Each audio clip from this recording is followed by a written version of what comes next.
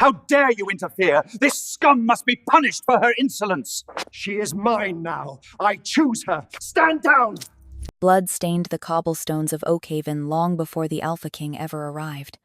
They called her a cur, a broken thing fit only for the scullery, working her until her fingers bled and her spirit fractured. But scars tell a story, and a king was finally listening.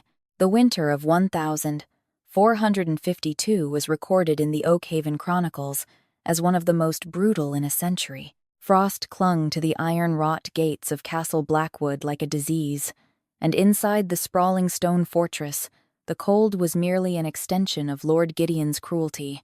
Katerina knelt on the frozen flagstones of the great hall, her raw, blistered hands submerged in a wooden bucket of lye and freezing water. She scrubbed the stone until her joints locked and her knuckles bled, leaving crimson streaks across the gray rock. She was 20 years old, yet her eyes a striking, pale silver held the haunted exhaustion of an ancient crone. In the hierarchy of the Blackwood pack, she was worse than an Omega.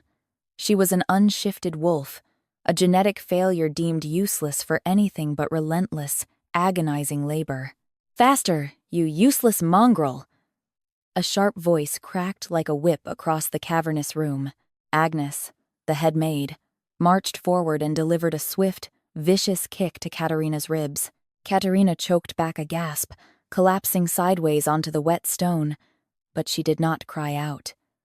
Tears were a luxury she had unlearned long ago. Crying only invited Lord Gideon's favorite leather strap or Lady Beatrix's hot iron. "The Alpha King arrives by nightfall," Agnes hissed, her face purple with anxiety. "If the floors do not shine enough to reflect His Majesty's boots, Lady Beatrix will have your hide flayed and hung in the stables." Up. Katerina forced herself upright, her breath pluming in the freezing air. Her body was a tapestry of violence. Beneath the coarse, threadbare sackcloth of her servant's tunic, her back was a lattice of raised white scars and angry red welts. Her left shoulder bore a jagged burn mark from the time she had accidentally spilled lukewarm tea near Lady Beatrix's velvet hem. They had worked her to the absolute brink of human endurance, feeding her only scraps of hardened bread and water tainted with soot. Yet, there was a secret Katerina kept locked tight in her chest, buried beneath layers of trauma and dirt. She was not born a scullery maid. She was the daughter of Beta William of the House of Ashford, a noble lineage that Lord Gideon had slaughtered in a political coup 15 years prior. Gideon had spared her only to humiliate her bloodline, binding her with dark wolfsbane irons during her adolescent years to suppress her wolf entirely. Without her wolf, she was trapped in a fragile human form, easily broken, easily subjugated. The castle was in an absolute frenzy. King Silas of the Vargar dynasty, the sovereign ruler of the northern reaches, was making an unprecedented tour of his southern fiefdoms. Silas was a legend whispered in the dark, a colossal, battle-hardened alpha who had ended the 100 Years' War and dragged the werewolf kingdoms out of the Dark Ages through sheer, brutal force. He was known for his uncompromising justice and his feral, untamed wolf. Lord Gideon was terrified of him. Gideon had been heavily skimming the royal tithes for a decade, oppressing his people to fill his own coffers. If the king looked too closely, Gideon's head would adorn a spike on the castle battlements. "Katerina!" Lady Beatrix's shrill voice echoed from the grand staircase. Beatrix descended in a flurry of crimson silk and sable fur, her face contorted in a sneer of absolute disgust as she looked at the kneeling girl. "Why is this creature still in my sight? The royal outriders have been spotted at the ridge. Get her to the kitchens, and cover those hideous arms. If the king sees such a repulsive, scarred wretch in my hall, I will cut out her tongue."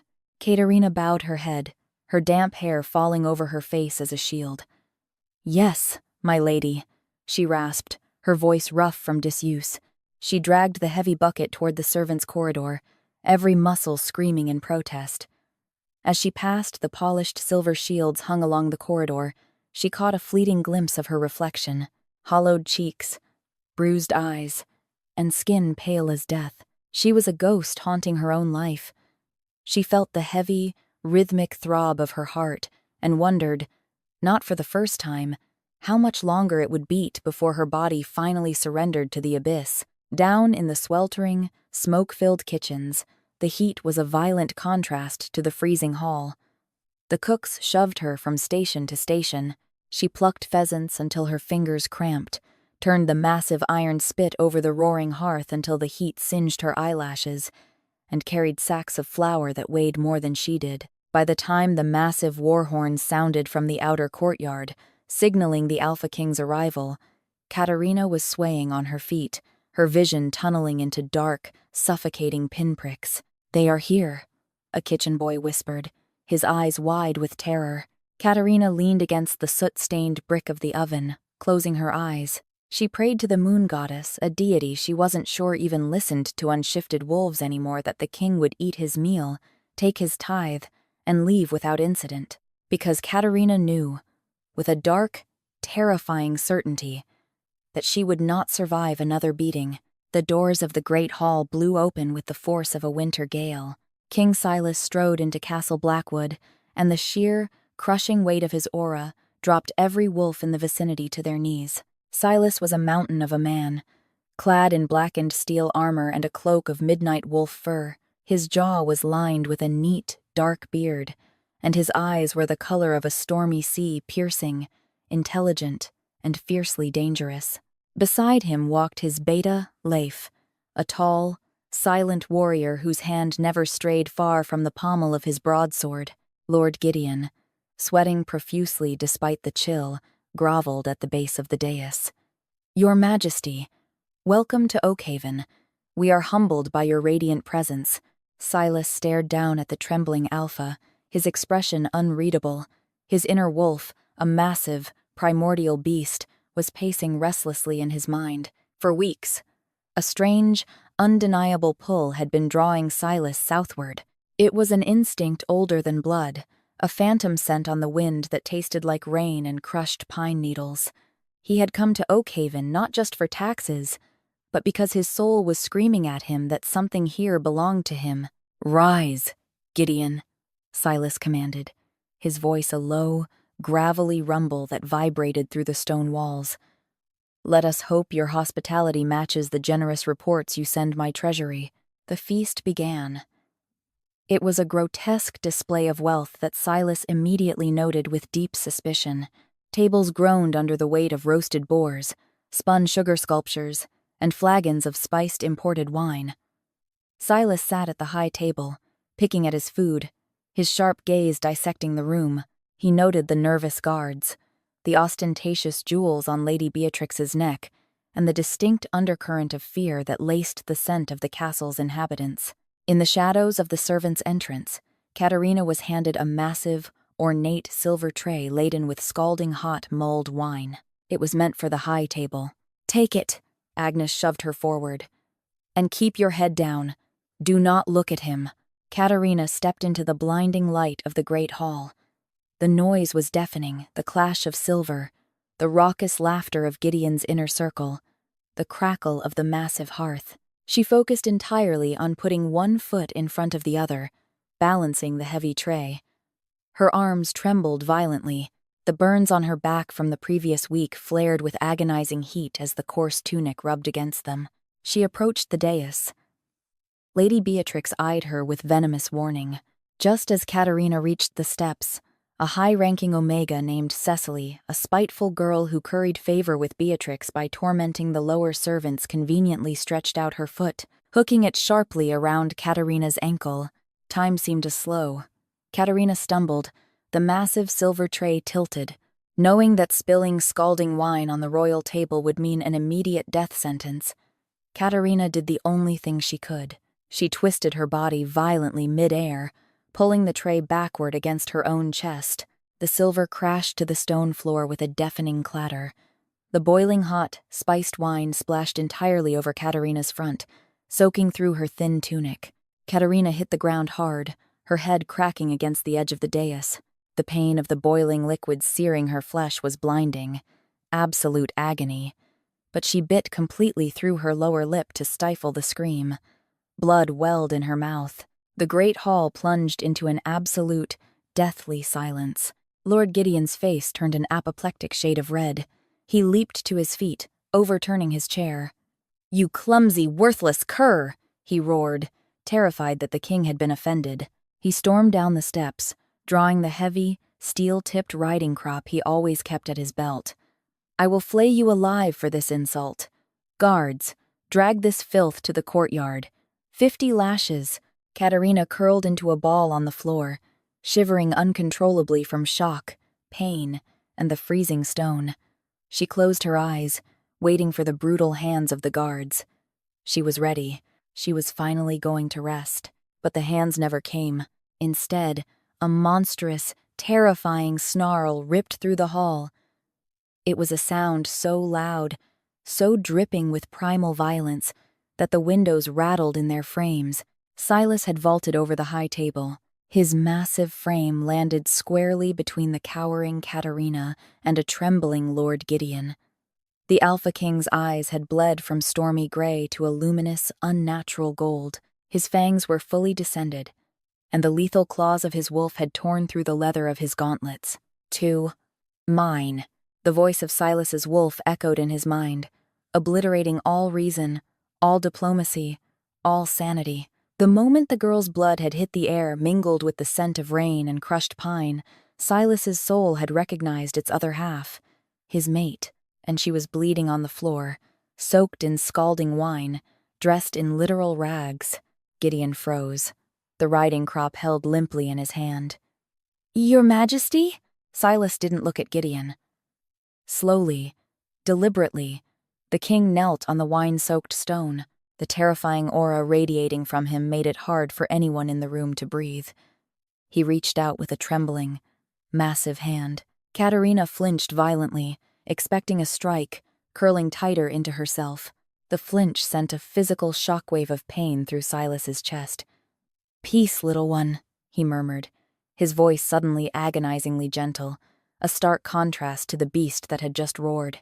"I will not harm you." Gently, he brushed the damp, soot-stained hair from her face.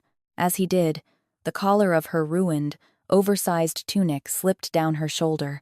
Silas's breath hitched. Beneath the wet fabric, her flesh was a horrific canvas of suffering. He saw the raised, jagged lines of recent whippings. He saw the dark, puckered skin of old burns. He saw the unmistakable indentations of wolfsbane shackles on her wrists. He saw a lifetime of systematic, unbroken torture. Silas traced a particularly brutal, fresh scar on her collarbone with the tip of his thumb. Katerina looked up at him, her pale silver eyes wide and uncomprehending. She was shivering violently, her lips blue, blood trailing from the corner of her mouth. "Who did this to you?" Silas asked, his voice barely a whisper, yet it carried to every corner of the dead silent hall. "I..." Katerina choked on the blood in her mouth. "I am just a scullery maid, my lord. I am sorry for the mess." Silas closed his eyes. A single, furious tear slipped down the rugged plane of his cheek. When he opened his eyes again, the golden light of his wolf was so bright it was blinding. He stood up, turning his back on his mate, and faced Lord Gideon. The temperature in the room plummeted. The king drew his broadsword, the dark steel singing a deadly note in the quiet hall. "You have 10 seconds, Gideon," King Silas said, his voice a flat, dead void of absolute murderous intent. 10 seconds to tell me why my destined mate is wearing rags and carrying the scars of 1,000 tortures. And then, I am going to tear this castle apart, stone by bloody stone. The silence in the great hall was no longer just quiet. It was the suffocating stillness of a graveyard right before the dead rise. Lord Gideon's face drained of all color, his arrogant posture crumbling into pathetic terror. "Mate," he stammered, his eyes darting frantically to the bloodied girl on the floor, then back to the towering king. "Your Majesty, there must be a mistake. She is a defective cur, an unshifted weakling. She has no lineage, no..." Before the word could fully leave his mouth, King Silas moved. It was a blur of blackened steel and raw, predatory speed. Silas's gauntleted hand clamped around Gideon's throat, lifting the hefty Alpha clean off the ground, as if he weighed nothing more than a bundle of dry twigs. Gideon choked, his legs kicking uselessly in the air. "Every syllable you speak poisons the air she breathes," Silas growled, the vibration of his fury cracking the stone tiles under his boots. He hurled Gideon backward. The Lord of Oakhaven smashed into the high table, splintering oak and sending roasted boar and silver platters crashing to the floor in a chaotic avalanche. Lady Beatrix shrieked, scrambling backward, her silk gown catching on broken wood.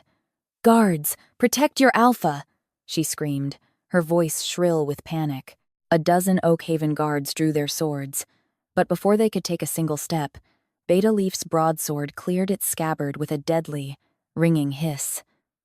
Leaf did not yell. He simply leveled his blade at the captain of the guard, his eyes icy. The first man to step forward dies. The second man dies faster. Choose your loyalties carefully, gentlemen. You serve the Vargar crown, or you serve a dead man.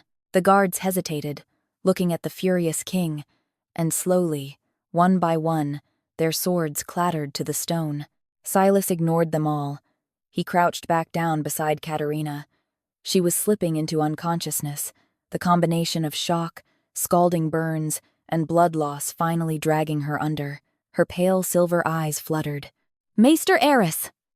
Silas roared over his shoulder. A frail but quick-moving man in dark gray robes rushed forward from the royal entourage, a leather satchel clutched to his chest. He dropped to his knees beside the king. Eris took one look at Katerina's ruined skin, her ragged breathing, and the horrifying scars visible through the tear in her tunic. The royal healer's face tightened with professional rage. "She is burning up, sire. The wine was boiling, and she is malnourished. Her body is shutting down. We need to get her out of this draft, away from this filth." "Prepare my personal carriage," Silas commanded, carefully sliding his arms under her battered frame. He lifted her as if she were spun glass, mindful of the terrible burns on her chest and the whip marks on her back. Katerina's head rolled against his chest, her soot-stained cheek resting right over his heart. "You cannot take her!"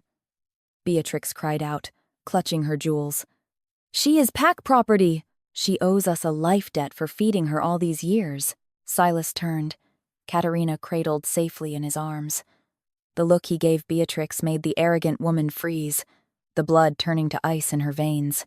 "Leif," Silas said softly. "Arrest them both. Tear the castle apart.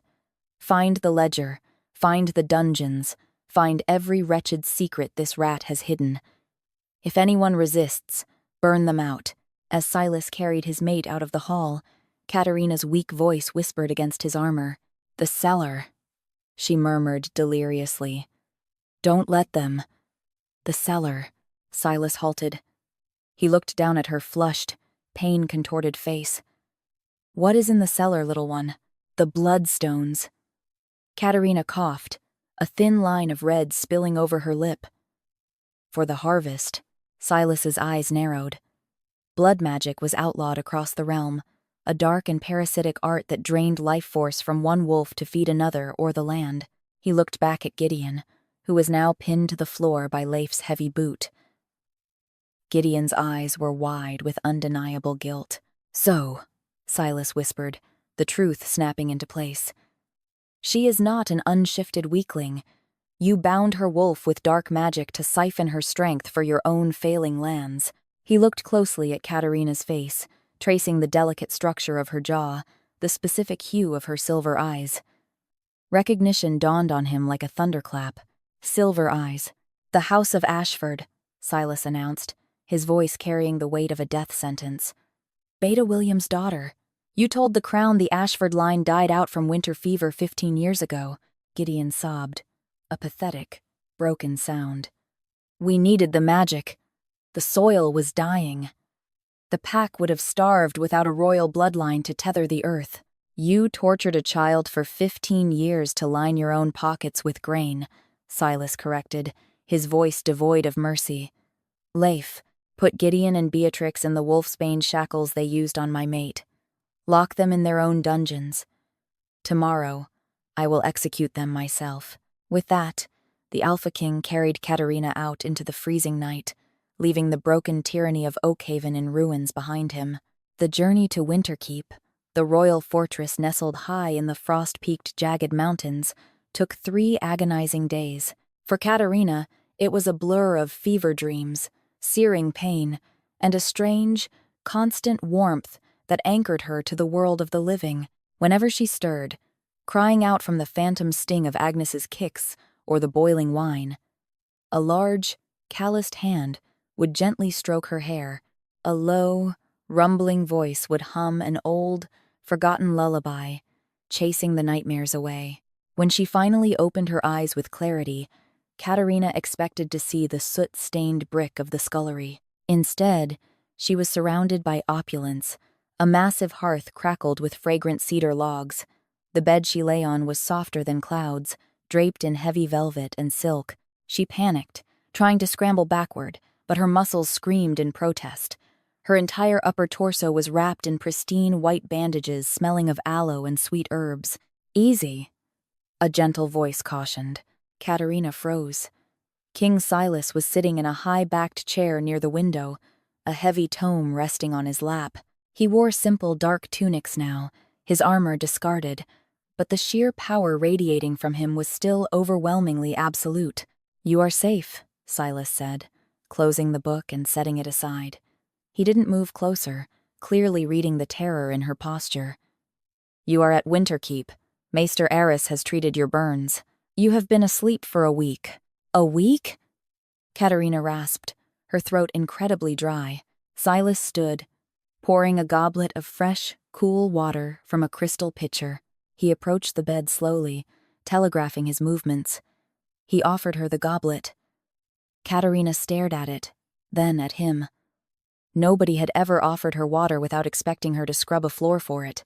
She took it with trembling, bandaged hands, drinking greedily. "Why?" Katerina asked softly, staring down at the silver rim of the cup. "Why did you save me? I am nothing, a ruined thing." Silas's jaw tightened. "You are not ruined. You were stolen from, abused, and hidden away, and you are not nothing." He stepped closer, dropping to one knee beside the bed so that their eyes were level.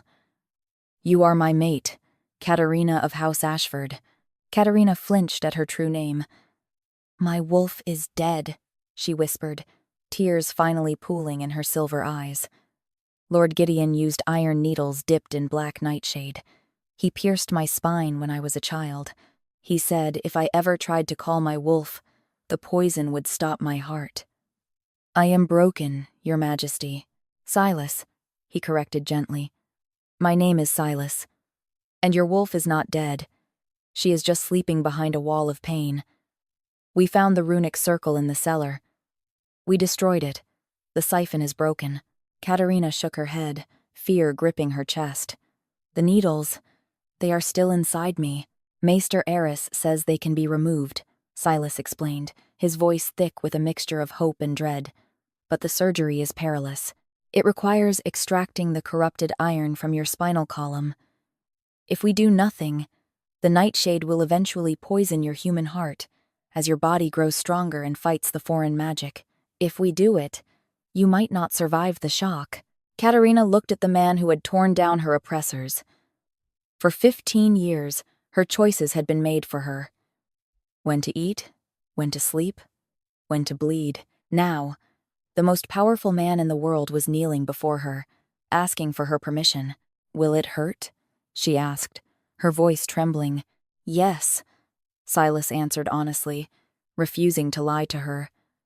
"More than anything you have endured, but I will be holding your hand the entire time. I swear it on my soul." Katerina closed her eyes. She thought of the dark, damp cellar. She thought of Agnes's cruel laughter and Beatrix's hot irons. Then, she thought of the strange, beautiful warmth of the mate bond humming just below her ribs, a promise of a life she had never dared to dream of. "Take them out," she whispered. The procedure was a grueling ordeal that tested the very limits of Katerina's fragile body. For hours, Maester Eris worked with delicate silver instruments, carefully extracting the blackened, cursed iron splinters from the base of her spine. Silas never left her side. He held her hand, pouring his own alpha strength into her through the mate bond, anchoring her life force to his own when her heart rate plummeted dangerously low. When the final splinter was pulled free, Katerina let out an agonizing, ear-piercing scream that echoed through the stone halls of Winterkeep. And then, a sound that had not been heard in her soul for 15 years answered. A howl. It started low, a rumble deep within her chest, and erupted into a blinding flash of silver light. The magic that had been suppressed for a decade and a half exploded outward, shattering the glass windows of the bedchamber and knocking Maester Eris off his feet. Silas shielded his eyes, his heart hammering against his ribs. When the light faded, the frail, scarred girl was gone. Standing in the center of the ruined room was a magnificent, enormous wolf. Her fur was the color of fresh snowfall kissed by moonlight, shimmering with an ethereal silver glow. She was an Ashford Alpha, radiant, terrifying, and breathtakingly beautiful. The silver wolf looked at Silas.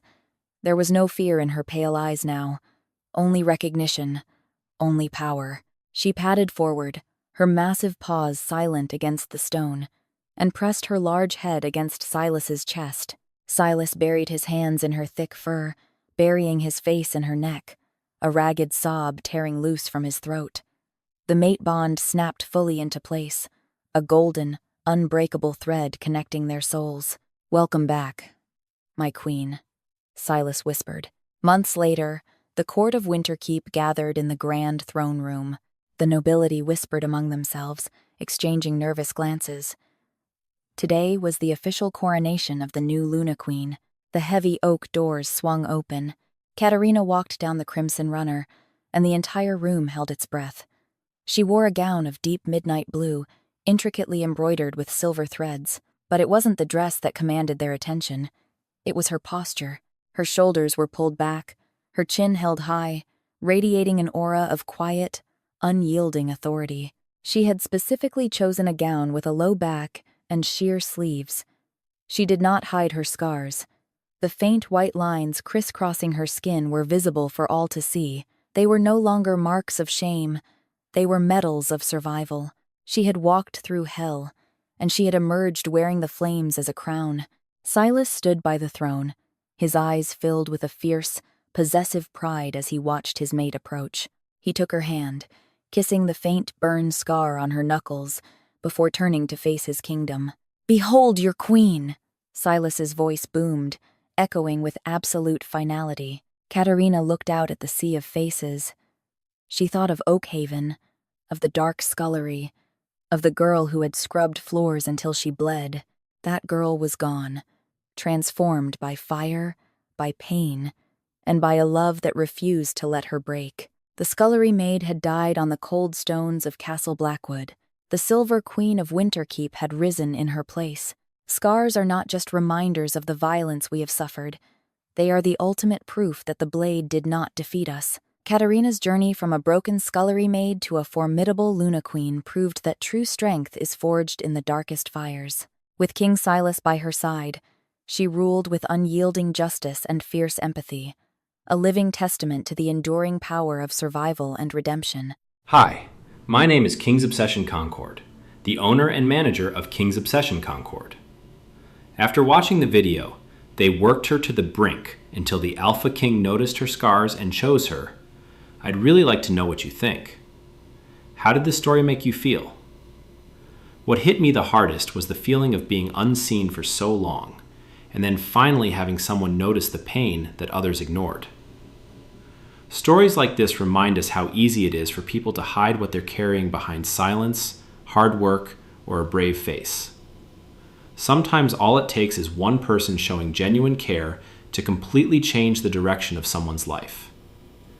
Do you think the Alpha King chose her because of her strength, or because he understood the suffering behind those scars?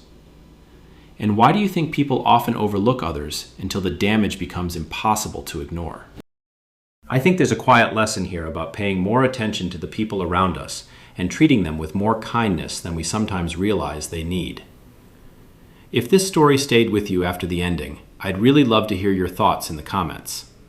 And if you enjoy emotional Alpha King stories filled with loyalty, healing, and unexpected connections, feel free to like and subscribe only if you'd like to see more.